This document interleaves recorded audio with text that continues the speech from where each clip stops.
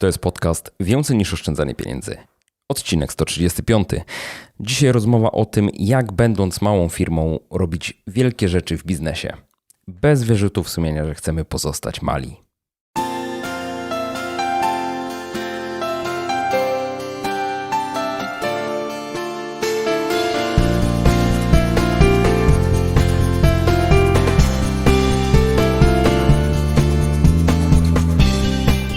Cześć, dzień dobry. Witam Cię w 135. odcinku podcastu Więcej niż oszczędzanie pieniędzy. Ja nazywam się Michał Szafrański i w tej audycji przedstawiam konkretne i sprawdzone sposoby pomnażania oszczędności, podpowiadam, jak rozsądnie wydawać pieniądze i jak odważnie realizować swoje pasje i marzenia.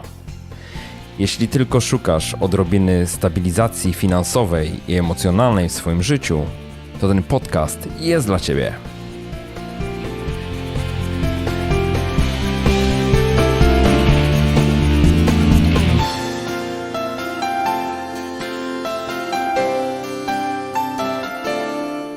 Dzień dobry. Niecały miesiąc temu, recenzując na moim blogu książkę Firma, czyli ty, napisałem, że decyzja o byciu małą firmą wcale nie musi być tylko etapem przejściowym do czegoś większego, że może być celem samym w sobie i taką długoterminową strategią biznesową. Czy zastanawialiście się kiedyś, dlaczego tak wiele firm uznaje, że jedyną ścieżką ich rozwoju jest wzrost? Dlaczego walczą o to, aby kwartał za kwartałem były coraz lepsze pod względem wyników? I czy na pewno te zasady, którymi kierują się duże firmy notowane na giełdach, muszą być zastosowane także w przypadku małych firm? Czy nie istnieją przypadkiem inne wartości, które są dużo cenniejsze niż to, czy moja działalność gospodarcza z roku na rok będzie rosła? Od lat mi coś w tej koncepcji nie pasowało. Oczywiście jako inwestorowi, który kupuje akcje dużych firm, zależy mi na tym, aby one rosły. Ale już w mojej małej firmie oczekuję czegoś zupełnie innego.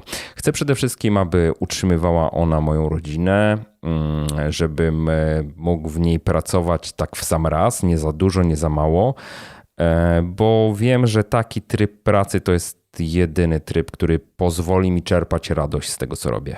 I książka Firma, czyli ty była dla mnie w pewnym sensie uwalniająca. Uwolniła mnie od takiej presji, że coś jest ze mną nie tak, że można powiedzieć, że dała mi przyzwolenie na to, aby prowadzić swoją firmę dokładnie według własnych zasad, żeby pozostać po prostu małym, bo jeśli się chce być małym, to dlaczego by nie pozostać małym, że nie muszę zatrudniać ludzi, zwłaszcza jeżeli się w tym nie odnajduję i nie chcę być też szefem dla moich pracowników. To książka, która bardzo u mnie rezonuje, ale jednocześnie zastanawiało mnie to, czy jej autor, czyli Paul Jarvis, mierzył się lub mierzy z podobnymi wątpliwościami co ja. Na ile ugruntowany jest u niego ten taki pogląd, że nie ma niczego złego w byciu małą, jednoosobową firmą i chęcią pozostania taką. Dlatego miałem olbrzymią przyjemność przepytać go właśnie pod tym kątem. Niestety nie obyło się bez problemów technicznych, więc z góry przepraszam Was za jakość wideo z tej naszej rozmowy. Nieco kulis na temat tego, co się działo, odsłonię pod koniec tego podcastu, a teraz po prostu zapraszam do wysłuchania mojej rozmowy z Polem. Rozmowa jest w języku angielskim, ale jeżeli ktoś chce przeczytać jej tekstowe tłumaczenie na język polski, to zapraszam do mnie na bloga pod adres jakoszczędzaćpieniądze.pl/135. Good morning, Paul. Hey, good morning. Or good evening for you. Oh, good evening for me. Exactly. Good afternoon, actually. Yeah. We have a time difference here. Paul, you have written a great book, Company of One, which was just released in Poland as Firma, czyli ty, the Company of One. And but before we go to the book itself, I would like to know what was your background. So basically, if you could quickly introduce yourself and tell about your previous business experiences, where all this started. Sure. So I've worked for myself for 20 years now. It started in the 1990s when I became a web designer. So I was doing web design and online business consulting for clients, like big clients like Microsoft and Mercedes and entrepreneurs. And probably about 6 or 7 years ago, I started writing and making my own products like books and courses and software. And through that whole time, I've always been focused on not growing a large business. I like doing the work more than I like managing other people. So I never wanted to hire somebody to do the job I wanted to do and have to manage them. So the way that my business has always worked has been to keep it very small and contained and focus on making it better instead of making it bigger. Okay, so what was the rationale behind not growing? Because it's quite opposite of mainstream, I would say. Yeah, I think that I believe that the result of business success should be the freedom to choose what you want to do next instead of just having to grow. Because like I said, I don't want to have a big company where I have to manage other people. That to me, that wouldn't be success for me. And I think success is a very personal thing. So I would rather, if I'm in charge of the company, if it's my business, then I should be able to say how the business works and what I want to do and what I don't want to do. And for me, I've never wanted to have an office or have a commute to it or have a lot of employees. I've always just wanted to kind of do my own work, sit in my home office and get things done. And that to me feels like success. For other people, it might not. But for me, because it's my business, that's what feels right for me. Okay, but were there any drawbacks of such approach to business? And didn't you have worries that you are really not a real businessman because you are not thinking about extending your business to the beyond of everyone's expectations? Yeah, I mean, I think it's just a societal thing where people will tell you, oh, well, if you're not growing, you're dying, or you can't be a legitimate business person if you're in your pajamas in your home office. But I don't know, like, I feel like I guess it just doesn't matter to me. I don't want to run a business for the perception of other people. I want to run a business that, one, makes profit because it's a business, it has to make money, and two, makes me feel like, okay, this is something that I actually want to do. Because running a business is hard, right? So I would rather run a business in a way that I want instead of, well, this looks good for other people. So, I mean, people, I guess in the beginning, people probably questioned me more, but because I've been doing this for so long and because I've done well with it, the questions have kind of fallen away. Because people see like, okay, well, he is actually doing well doing it this way. And so I'll have less questions about it. Okay, but were you always such focused person and dedicated to the company of one model, or you evolved into this direction? Because, when we start in business, we look for different influences and we try to model the companies which are already there. And I'm just thinking, because I'm working in exactly the same model. I mean, I'm the company of one. I'm not hiring anyone. My business is 6 years on the market right now. It's based purely on blog and my products. And of course, I had many opportunities into growing into bigger company, hiring assistant, hiring people, which would probably help me do a lot more projects than I'm able to conduct right now. And honestly, I was really thinking very long about what are my priorities, and I was suspecting myself of cannibalizing my business actually. So basically that's the impact of the external world on my way of thinking, and I'm just trying to get into your head and see how that looked from your perspective. Yeah, I mean, it has, I guess in the past, it was always a little tempting to grow because especially when I was doing client work, I was always booked 6-10 months in advance. So if I had hired more people, I could have done more work, done more clients, made more money. But I think I always challenged that, and I haven't ever been tempted enough to take action to grow a bigger business because it always came down to, for me, like, how do I want to spend my day? Right? Yeah. Like if I don't like managing other people and I grow a big business, then my day is going to be spent managing other people.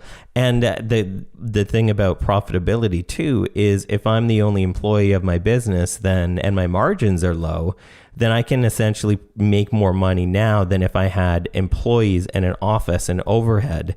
So I think that we need to question the why. Like, why do we, if we want a big business, why do we want it? Do we want it because society tells us, well, you're not a legitimate business person unless you have a big business? Or do we want it because we actually do? There's some people who do like managing other people.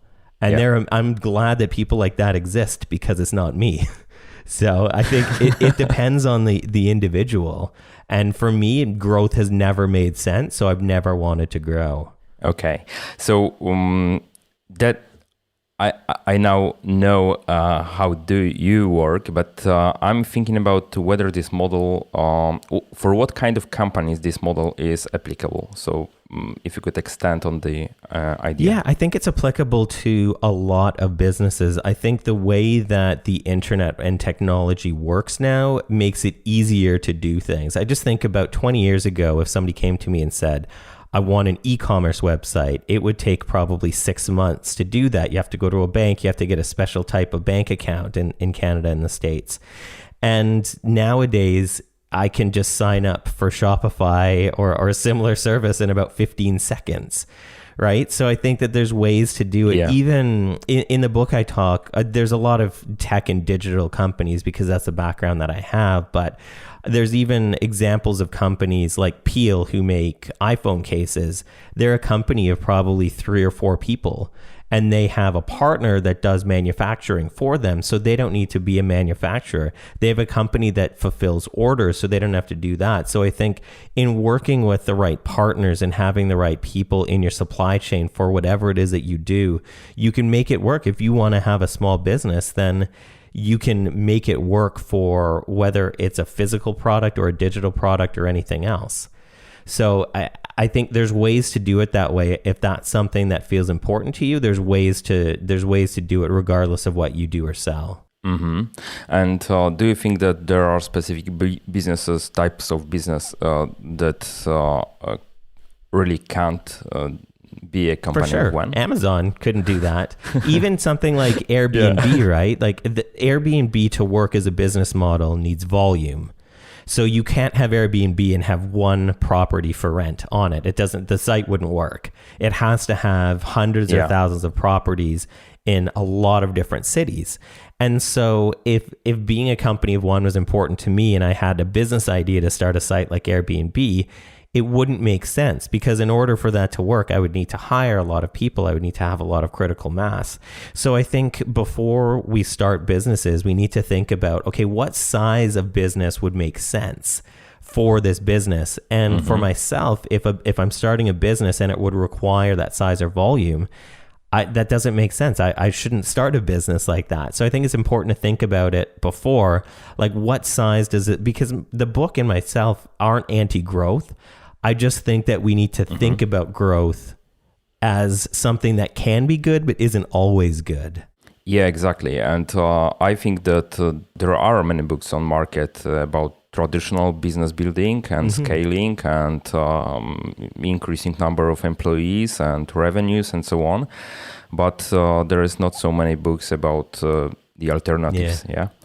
And so that's the great example of why people should read this book, because it shows them the other way of doing the business. And I will get to a few ideas mentioned in the book, and one struck me very hard because in chapter 9 is called "Teach Everything You Know." I just wonder, why do you think it's so important to share all the information that in traditional businesses are really treated as the company secret, and company knowledge, and are treated as the advantage against competitors and so on. And you say, teach everything you know. Yeah, I think that it's important to consider that ideas aren't currency, execution is currency. And so me knowing, like, I know how Amazon works. It doesn't mean that I can go out and easily start another business like Amazon, right? It's so for all of the things that I know, for all of the things that I've experienced and that I've learned, it's okay if I share those with other people, because that's going to build trust. That's going to build the brand. That's going to build a relationship. Whereas if I thought everything that I knew was a secret and I held it in, nobody would know my expertise. It's just like me writing a book is in essence me sharing every single thing that I know on a topic. I didn't hold some things back as secrets because I wanted to profit above other people. So I think that it's important to think about ideas as a way to build attention and a way to build trust and a way to build community and audience, because those ideas don't even mean that much. It's how you execute on them.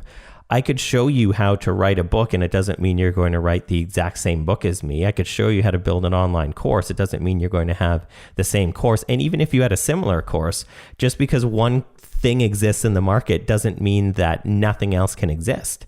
I think markets exist where there is competition. I teach a freelancing course. There's thousands of freelancing courses.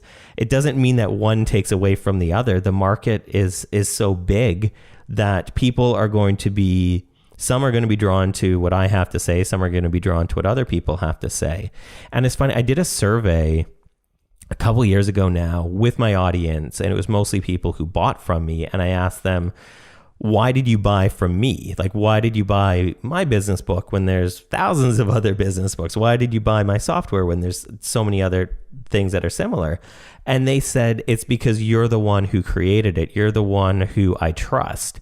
And they only trust me and they only want to pay attention to me because I just freely share all of the information that I have, all of the knowledge that I have, all the experience that I have. And I do so all the time. I'm a mailing list called the Sunday Dispatches. So I send an email with an article in it every Sunday. I've done that for 6 years. And that's where I share all of the things that I know. And it's never harmed my business. It's never made me make less money because I share all the things that I know. In essence, it's the reverse. I make a lot more money because I share all of the things that I know. Do you think that it's easy to build such trust right now? Yes and no. I think that patience is required. Like my audience, I've sent out an email once a week for 7 years and I've never missed a Sunday. So that kind of consistency and cadence builds trust, right? Because I have something that people find valuable, which I didn't know until I started sharing was valuable, people didn't start paying attention, right? Because I share my honest, unfiltered opinion about things, people, even if they disagree, they trust what I have to say.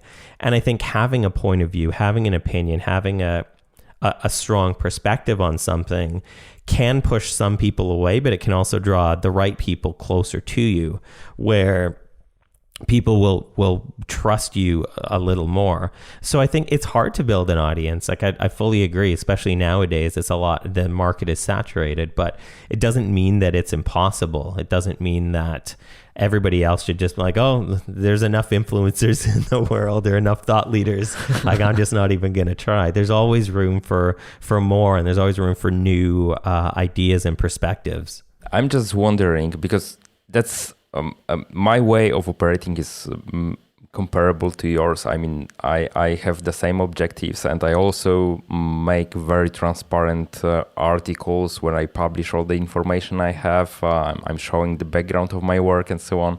And people get excited, more and more excited, the more I share. Yeah. So basically, that's the way the trust is built on my side. And but on the other hand, sometimes I'm just questioning my authority, because I know that many people, more and more people follows me. And basically, I'm questioning whether I am really the good source of information, the best source of information for them. Yeah. And I would say it's when you set the bar very, very high for yourself, and it's more and more difficult to jump over. Yeah, basically, because you know that there are one thing are people expectations, and then the second thing is that I try to be responsible, for what I do, and basically sometimes make me wondering whether I'm really delivering the top-notch content at the moment. Yeah. So yeah, and I'm just wondering whether do you have such thoughts? I would say. Yeah, definitely. I mean, I think that it's good to have a little bit of self-doubt. I think that can kind of offset the hubris or ego that we kind of need to have to share things publicly. So I think having that, and I think that it's what you said, I think is extremely smart and important to consider the consequences of what you share. And it's something that I think about as well is if I'm going to share this take on this topic, what can people do with it that may be good or maybe bad, right? So I want to make sure that the things that I'm sharing, and there's some topics that I won't write about because I don't know the consequences of people saying like, okay, I trust Paul, I'm going to do what he says here. I don't want that to ever harm somebody, so I'm not going to write about certain things. So I think having that bit of self-doubt I think is important. And I think the other thing is that a lot of people who aren't sharing currently feel like they can't share until they reach a certain point. And I think that point is sometimes unattainable, where I'm not sharing because I know everything. You're not sharing because you know everything.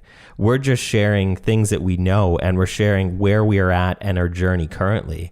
Like, just because you don't have to know everything to be an expert or an authority. You just have to know some things and be honest about what you know and what you don't know. So I would never call myself an expert at any topic, but I'm happy to share the things that I know. And even they can change. Like some things I wrote 6-7 years ago, I disagree with now. And that's totally okay. Like I've grown as a person. How small-minded of a person would you have to be to just never change your mind about anything if new facts were presented?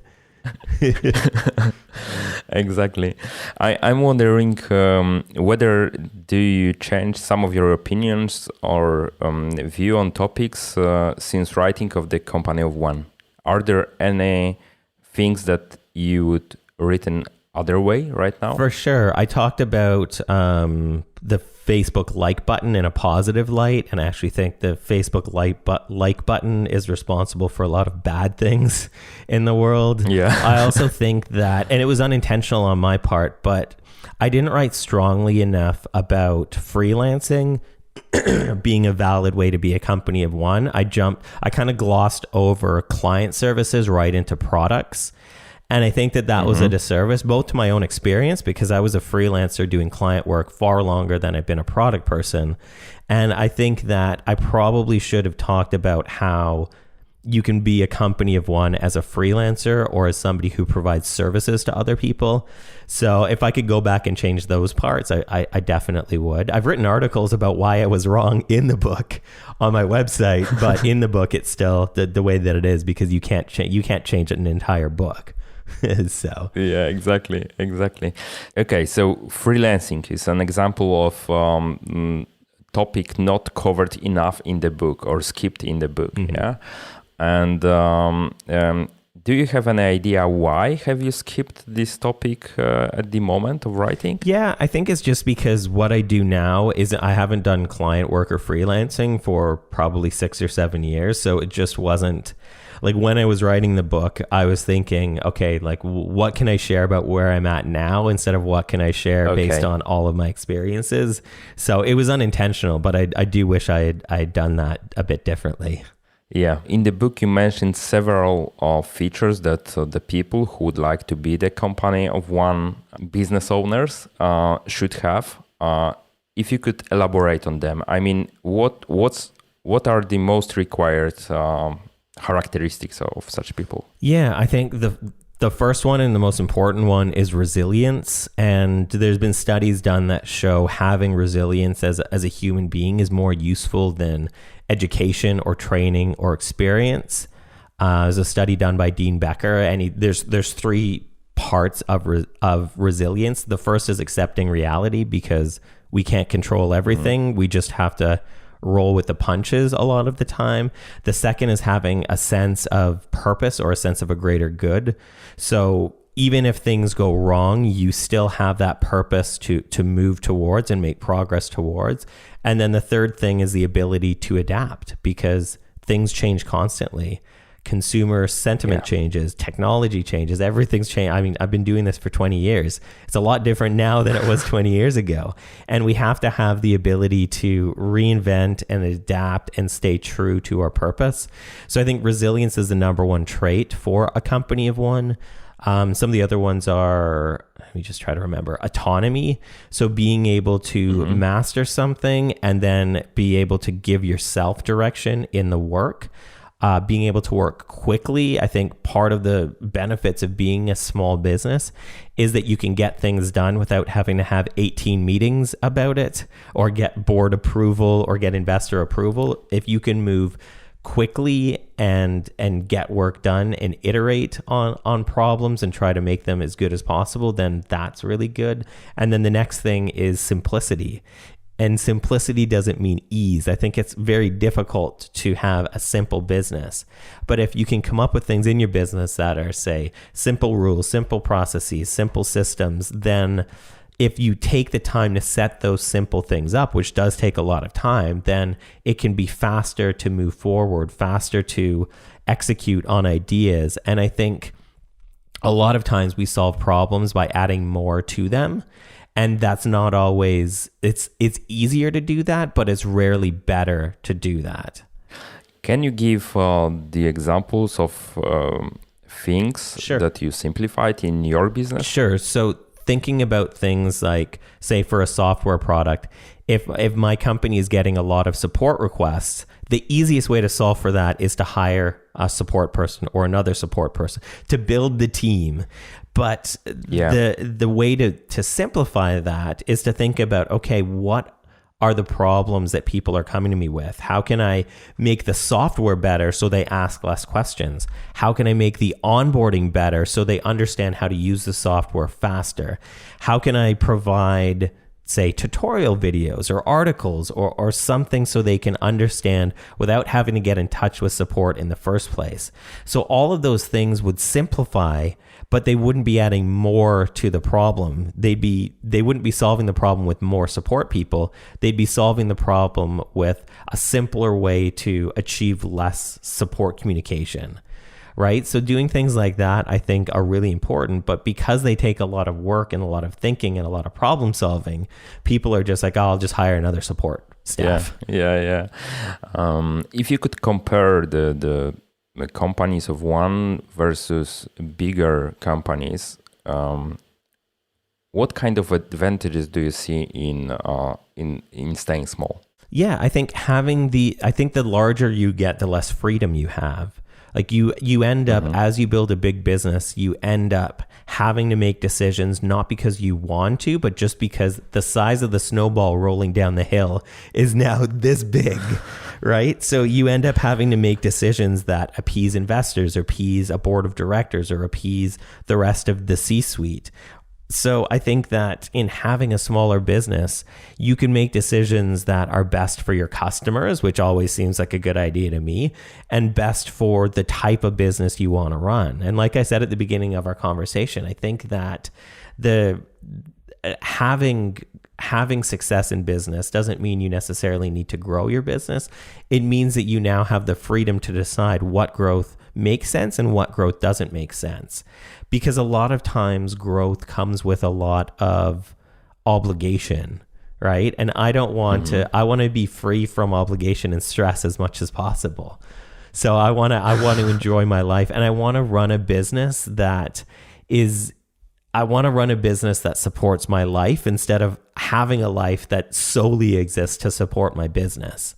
So how does this apply to Paul Jarvis' life? I mean, how do you structure your life? What's the priority for you right now when you have the company of one? Yeah, I mean, I definitely like to work hard to get the work done, but I think for me, I work hard so I can finish the work. A lot of people work hard so they can pile more on their plate.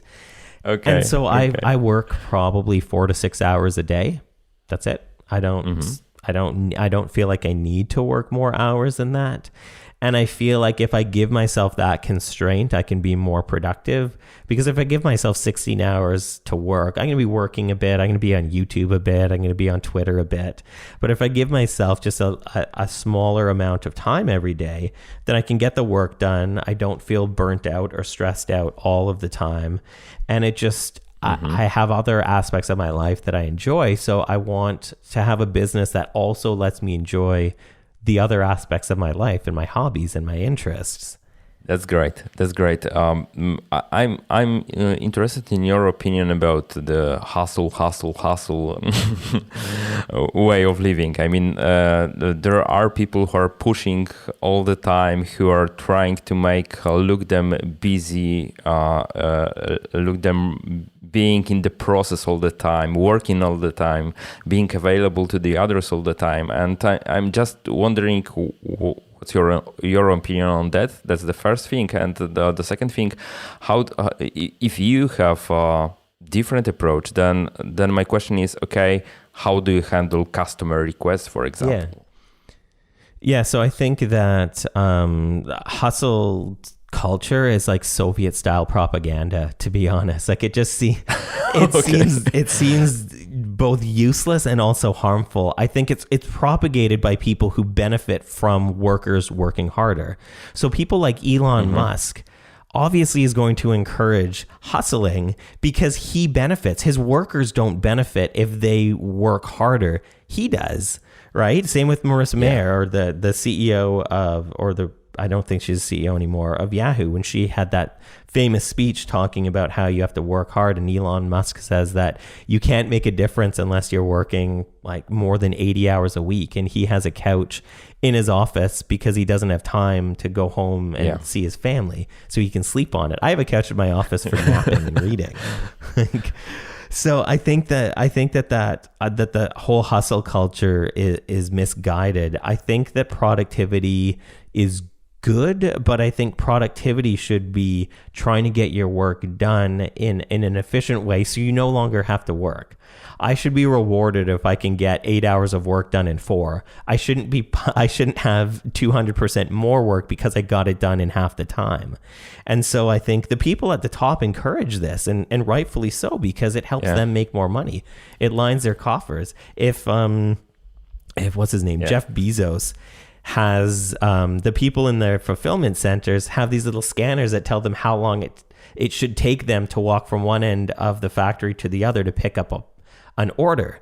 And they have to be as efficient and hustle as hard as possible. And he's worth like $120 billion, and they make $15 an hour. Like, I think it's exploitive to perpetuate this like rise and grind hustle culture, because it only benefits the people at the top. Even if you work for yourself, it doesn't benefit you because you're eventually going to burn out or stress out or not enjoy your life.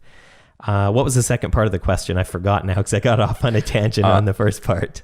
Okay, so if you are not hustling, then the question is, the pushing all the time, being available all the time, the question is, how do you organize customer support? How do you serve customers if they have urgent needs? Yeah, for example. So I would, like I said, I would never start a business that would require a lot of scale and mass. Like I would never start an Airbnb. I would also never start a business that had mission critical things. So I would never start a business that required me to be available 24/7. That sounds like a nightmare of a business to run. Like I wouldn't want to wait. If it's 3 a.m, if it's 11 o'clock at night, I'm asleep already. I don't want to be woken up. So all of the businesses that I run don't require urgent support. The first thing I do in the morning is I wake up and I clear out the support queue for the products that I own. I think that having good customer support is absolutely necessary, and treating customers like they're the most important people, more important than leads, is very important. And I care a lot about that. And I care about making things right with customers if things go wrong. But I'm going to do that once a day. I'm going to get back to people within 24 hours.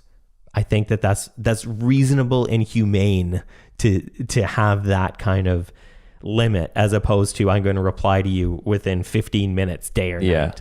I'd like that.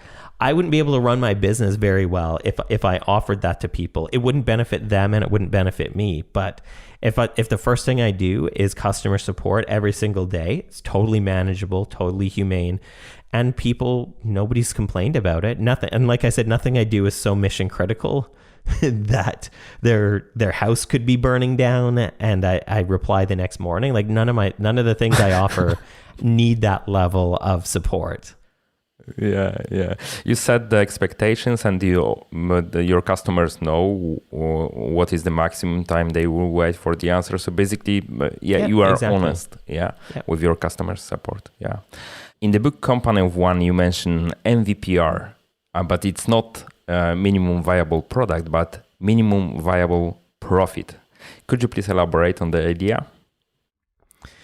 Yeah, so I think that if we consider how much money we need to make to be profitable as a business, we can work backwards from that. So if we think about like an example business, if you need to make, say, $1,000 a month, but you have $2,000 of expenses, you're going to have to make a lot more than that to reach that. But if you have a lot less, and which is why in the book I talk a lot about minimizing the expenses we have and increasing margins, because if we have less expenses and higher margins, we can become profitable sooner. And then we don't have to worry about all of this growth if we minimize the bottom line in the business. And I think that a lot of times we become obsessed with the gross number, the gross revenue, but the gross revenue doesn't typically tell the whole story. Yeah. If it costs you $900,000 to make $1 million a month, then you're not really making $1 million a month in profit. You're making $100,000. I would rather figure out a way to spend, say, $10,000 and make $200,000 a month, and then I'm making a whole lot more money than if I was spending $900 and only making $1 million. So I think in considering like what's the minimum amount that I need to spend to keep my business operational, what's the minimum amount I need to make my margins where they're at, and then we can think about, okay, if it costs me $1,000 a month in expenses, then if I make $2,000 a month, I'm technically making $1,000 profit. If I was spending $2,000 and making $2,000, I'd just be breaking even.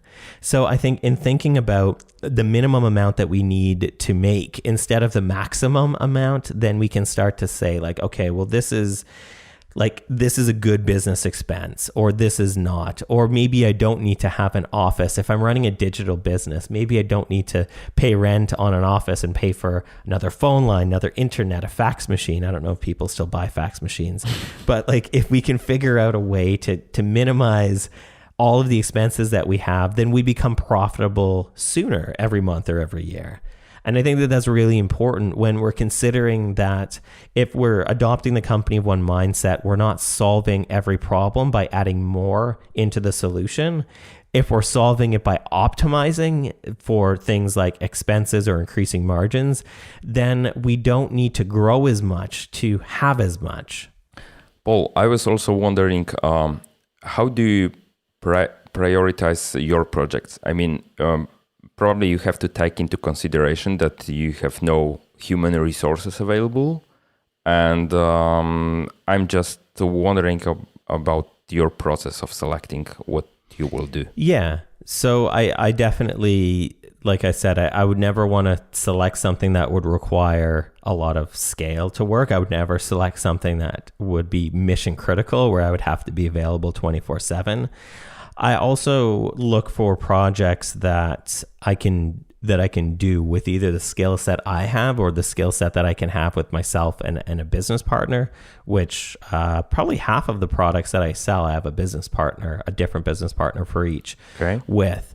And I always like to do things one at a time. I don't think that I could do things where I have to work on like 8 different things in a day. So I typically prioritize like a week or a month of work on a specific thing. So if I'm writing a book, I'm not writing a book, releasing a new version of software, updating a course, and doing like 16 other things. If I'm writing a book, then I have 2 or 3 months to write the book. If I'm working on a new version of software, then I'm just working on that. And so I kind of do things in a sequence as opposed to all of the things all at the same time. I feel like that would be very stressful, and I don't think I'm smart enough to do to it that handle way. it. Yeah. Yeah. Okay. So can you tell me how many new projects do you take or conduct every year? Usually one at the most. Like last year was Company of One, the book. This year is Fathom Analytics. The courses I've taught for years. It's not very many. Like I do so few things because all of the things that I do at this point require a lot of work, but they also require a lot of maintenance. So I know that if I'm releasing a book, I'm going to have to do hundreds of interviews. So me finishing writing the book isn't the finish line for me. It's probably about 40% of the way of the progress. Yeah. Same with software. I know that if I'm going to release a new version of software, I'm going to have to start promoting it. I'm going to have to start, there's probably going to be more support requests because there's new features. There's always going to be things that cascade past the point of what some people would think, okay, this is the finish line. It's typically, you're only about halfway done the race. There's still so many more things. So I always try to consider the obligation or the maintenance costs of the opportunities that I take on, because every opportunity has an associated maintenance cost to it. Right. So I take on very few things. I say no to most things. And because I don't want to have more than I can handle. Okay. And about saying no to things, do you have a review process for the projects that you have taken on? I mean, are there projects that you, for example, cancel during the project because you realize that they are taking too much time, or you have not estimated the effort required in the proper way? I have canceled more products than I currently have active, because things sometimes, there's unintended consequences sometimes for decisions that you make, and you can't be aware of them, unfortunately, until after. I had a business that was selling minimal WordPress themes for a while, and it was profitable, but it required so much support. Half my day was taken up with support requests. And it just wasn't, I hated it, to be honest. Like it wasn't fun that I couldn't be creating things. I just had to be supporting things. So I shut it down. I've sold 2 software businesses, possibly a third in the last 2 years, because I was the right person to make the product. I'm not the right person to operate the product long term. So I'm happy to sell things or cancel things if they're no longer working for me or no longer working for customers. Mm-hmm. How does that process in your head look like? I mean, how do you validate whether it's worth to pursue the project or just cancel it? Yeah, I mean, it has to be profitable. If it's not profitable, I'm going to shut it down because it's a business, not a hobby. So it needs to make money. Yeah, it needs to make money, because if a business is making money, then it's sustainable. Businesses don't shut down because they're too profitable. They shut down for other reasons. So profit first has to be the first thing. The second thing is how it's affecting my time and my life outside of work. If it's something I'm thinking about and stressing about, even when I'm not working, I don't want to do it anymore. Like that's just too much of a mental load for me if I'm worried about it, even if I'm not working. And it also has to be able to, because of the way that I work, where I work in sequence, where I'm working on one specific thing for a little bit of time, if the project requires me to jump in and do work in that time where it should be dedicated to something else, I'm probably going to not want to do it. So, which is why I like things like books. You can do it as one person, as a writer. You can write the book. You can spend your time writing and then promoting, and then you don't have to do as much of it as time goes on, and you can write another book. And so things like that, for the type of life that I want, for the way that I like to operate, make a lot of sense. Like there's no mystery or just happenstance. Unexpected there's things. All of the things that I do, I've been very intentional about. I'm doing these things for a reason, not just because I felt like them or that seemed like a good idea. All of the products that I sell, all the ways that I make money, has been very intentional to stick with the company of one mindset that I like and and how I operate and what works for the business that I have and how I want to run it. Do you consider yourself a lazy person or rather workaholic? I think I'm somewhere in the middle because I do Okay. like I work because it's work, not because I love the work. I work because it's something that I do that makes money and that helps other people. And so, but definitely like if I'm done my work and I just want to sit on the couch and watch TV or go to my garden or go for a bike ride, I'd rather be doing those things most of the time. But I know that in order to live the life that I want, I need to do some work as well. So I am pretty driven with, I do like to create things. I do like to put things out into the world and release them, but I'm not going to kill myself and hustle too hard to put them out. So I think I'm somewhere in between where I'm driven enough where I've worked for myself for so long that I'm motivated internally. I don't need somebody else to tell me what to do to get it done because basically my entire adult life has been working for myself. But I'm also not going to bust my butt to do things and put and forsake everything else in my life to do them. Do you think that you will be working even if you would take the money out of equation? Maybe. I've thought about that, and I've thought about like, okay, I can retire at some point soon because I'll have enough in savings, but I just don't know what that would look like. Like, I honestly don't know what not having work for a bit of every day would look like. That'll probably change as I get older, but I don't know. The work is meaningful to me, and it does serve a greater purpose for me, so I like doing it. I would probably just work less, I guess, if I reached my financial goals, but I still like working a little bit. Yeah. I still I don't like working. I like the point at which something is ready to release into the world. Yeah, the result of the work. Yeah. And the way that people react seeing or using your product and so on. Yeah. The reason I'm asking the question is because based on our talk, I see that you are kind of person that already knows what would like to do in his life, and you are already doing it. So basically, I was at the point because I'm actually financially free person. So basically, I found myself in a point where I have to decide, okay, what is the reason why I should be working more and more, and after that point, and I realized that money is only a small fraction of the equation, and you said the other part is you like to create, and probably as the creator, you like to see how your art, I would say, is accepted by others, and I realized that's what drives me basically. I like to do the work, and I felt that I actually spent some time not working, and it was quite a long time, over a year, and I realized it doesn't make me happy. I mean, I thought that after reaching the goal, I will be playing the games and spending time with my family all the time, and it was my dream. And then I realized, sorry, reality looks the other way. Exactly. So done the same. Where if I take 3 or 4 months off, I'm itching to get back to work, and then if I work for too long, I'm itching to not work. So I think there does need to be like a bit of a balance there.